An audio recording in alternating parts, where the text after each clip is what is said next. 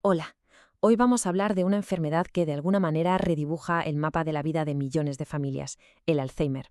Es un camino complejo, a menudo muy duro, y el objetivo de hoy es entender bien qué es, cómo avanza y sobre todo qué está en nuestra mano para afrontarlo. Esta pregunta es tremenda, ¿verdad? Es que al final somos nuestros recuerdos, nos conectan con quienes somos, con nuestro pasado, con la gente que queremos. Entonces, ¿qué pasa cuando esos hilos que tejen nuestra identidad empiezan a soltarse? Pues justo eso es lo que vamos a intentar desentrañar. Venga, pues vamos a meternos de lleno en la materia. ¿Qué es exactamente el Alzheimer? ¿Qué está pasando ahí dentro en el cerebro para que todo cambie de una forma tan radical? Bueno, la definición formal suena bastante seria. Un trastorno neurodegenerativo, progresivo y fatal. Es de hecho la causa más común de demencia en personas mayores. Y de todas esas palabras, hay una que es la clave de todo, progresivo. Significa que no se detiene, que va a más con el tiempo, afectando no solo a la memoria, sino a la capacidad de hacer las cosas más básicas del día a día.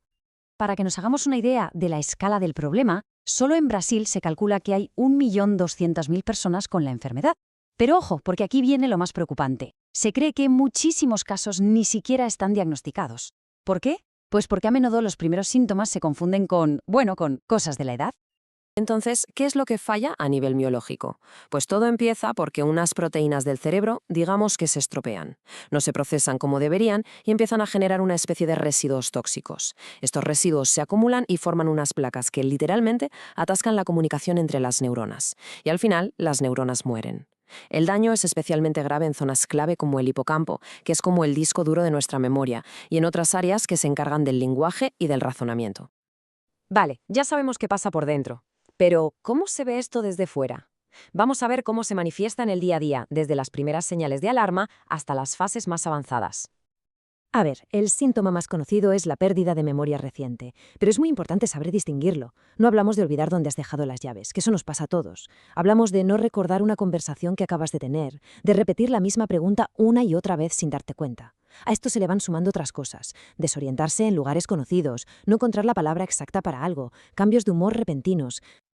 Aquí se ve muy bien cómo la enfermedad avanza, de forma lenta pero inexorable. Empieza con pequeños fallos de memoria, casi sutiles, luego avanza hacia dificultades más claras para hablar o hacer tareas sencillas. En las fases más graves, la persona se vuelve totalmente dependiente. Es duro, pero hay que saberlo. La esperanza de vida media después del diagnóstico suele rondar los 8 o 10 años. Bien, después de ver todo esto, la pregunta es casi obligada, ¿no? ¿Hay algo que se pueda hacer? Vamos a ver qué factores aumentan el riesgo y sobre todo qué podemos hacer para proteger la salud de nuestro cerebro. Aquí tenemos las dos caras de la moneda. Por un lado, hay factores de riesgo que no podemos controlar, como la edad o la genética. Pero por otro, y aquí viene la parte esperanzadora, hay factores que nos protegen y sobre los que sí tenemos control. Por ejemplo, se ha visto que mantener la mente activa, estudiando, leyendo, crea lo que se llama una reserva cognitiva. Es como si construyeras más carreteras en tu cerebro. Si una se bloquea, la información puede buscar una ruta alternativa. A ver, no hay una fórmula mágica para prevenir el Alzheimer, eso está claro. Pero los expertos sí que coinciden en que todos estos hábitos son clave. Mantener el cerebro activo, socializar, comer bien, hacer deporte, al final no solo ayudan a retrasar o incluso a frenar la aparición de la enfermedad, sino que son los pilares de una buena salud en general. Vamos, que lo que es bueno para el corazón también lo es para el cerebro. Perfecto. Imaginemos que esas señales de alerta aparecen. ¿Cuál es el siguiente paso? ¿Cómo se confirma que es Alzheimer y qué opciones hay sobre la mesa? Esto es súper importante entenderlo. No hay una única prueba que te diga positivo en Alzheimer. El diagnóstico se hace por exclusión. ¿Qué significa esto? Pues que los médicos tienen que convertirse en una especie de detectives. Antes de confirmar el diagnóstico, tienen que descartar un montón de otras cosas que pueden dar síntomas parecidos. Problemas de tiroides, falta de alguna vitamina, incluso una depresión. Así que el proceso incluye una evaluación a fondo del estado mental, de la memoria, del lenguaje. Esto lo suelen hacer neurólogos o psiquiatras especializados en personas mayores.